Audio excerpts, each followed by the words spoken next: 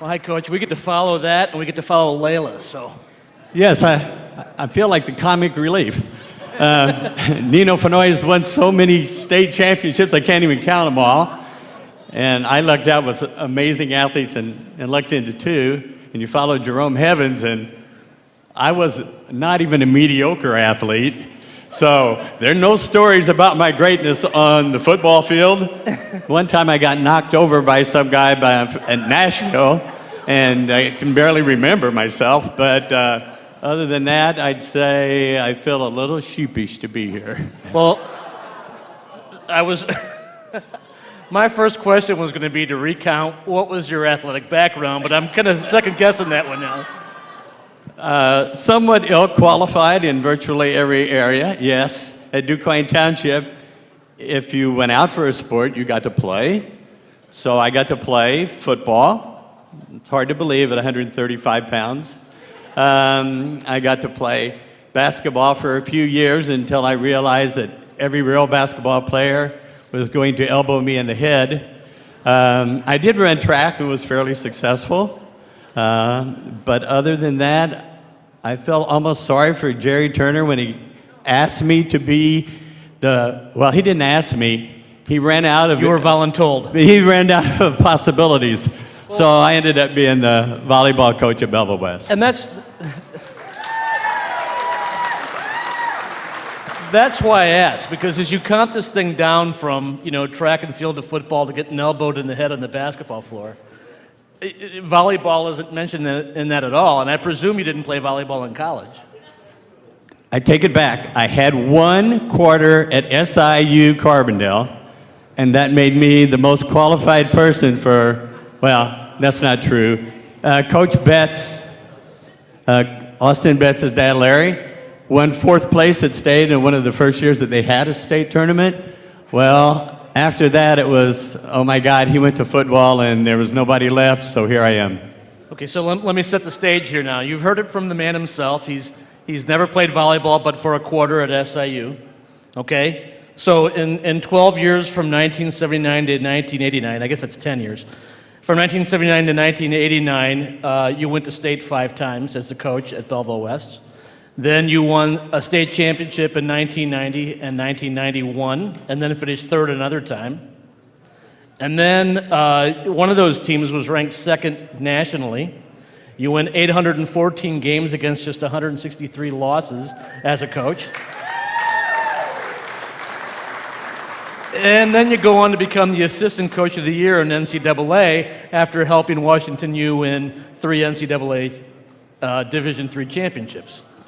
So I'm going to ask the same question I asked Rita Menke when she started a softball program at Belleville East, having not played much softball herself. How exactly does that happen?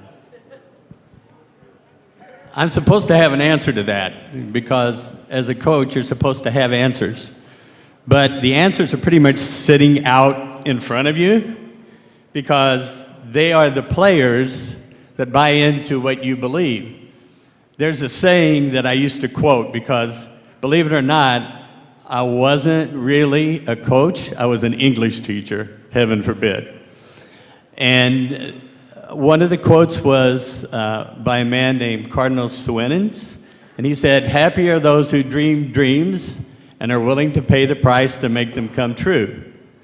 So if you find some people and you're brought up a certain way, just like almost everybody up here has mentioned, then you start to understand that that dream becomes a part of them, and they're willing to make the sacrifice, and you try to find in each of them what you see in them and what they may not see in themselves, and you allow that to happen. Because I probably wasn't a great volleyball coach, but I had 4 sisters and a really strong mother, so I knew something about women. And I have been blessed with having not only a beautiful daughter and a son, but a beautiful wife and amazing athletes and people that I've had a chance to coach with, parents that have produced these amazing athletes for me, just like virtually Nino's already mentioned, how much a family means.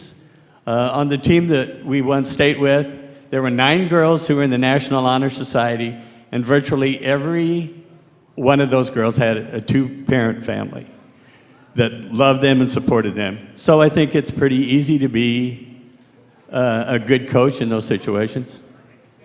Except you have a very qualified bunch of athletes who are academically talented as well as athletically, with strong families and probably strong personalities because they're fantastic competitors. You have to build up in yourself the credibility to lead them. Without that background of having that, without having that background yourself, what did you have to do to prepare yourself then to be the coach that you became? Anyone who coaches has to understand that it's a learning process and an observing process.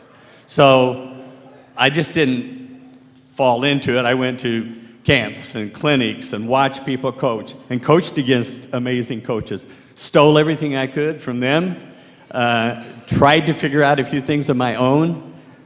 Look at the athletes that you have and see what their strengths are and how you can adapt those strengths to a team situation. Because the other point of this whole thing is there is a goal in athletics. The goal is winning.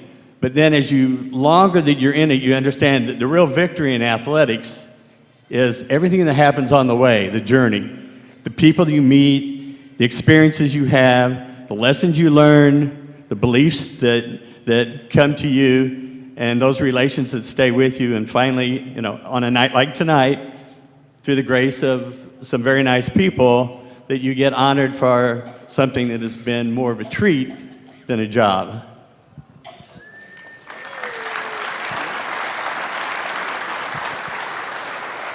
For sure, and I can tell you, having been to all of these since we've had them on this side, it's impressive tonight to see how many people that are being honored who are maybe in the background, on the sideline, who are support staff or coaches to build these athletes up. So just congratulations to all you coaches who are being honored tonight. You certainly deserve it.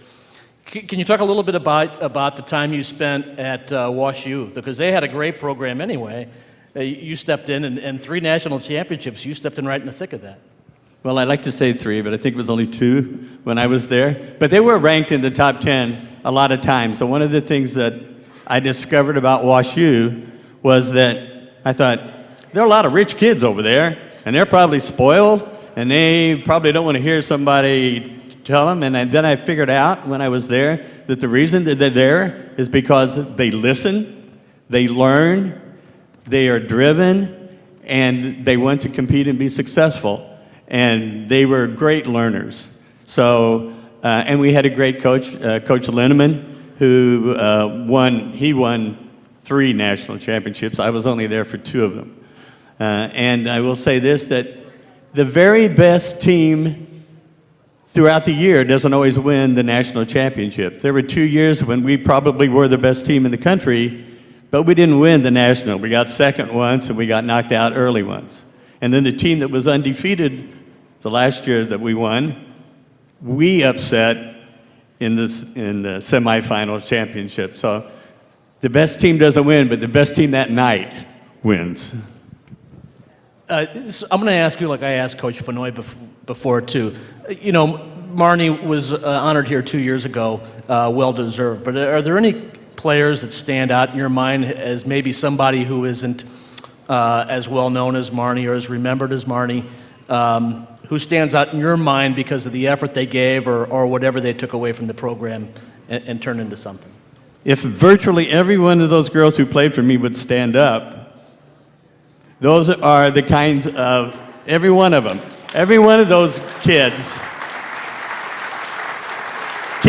still kids to me, every single one of those kids had some amazing quality that allowed you to be a successful coach.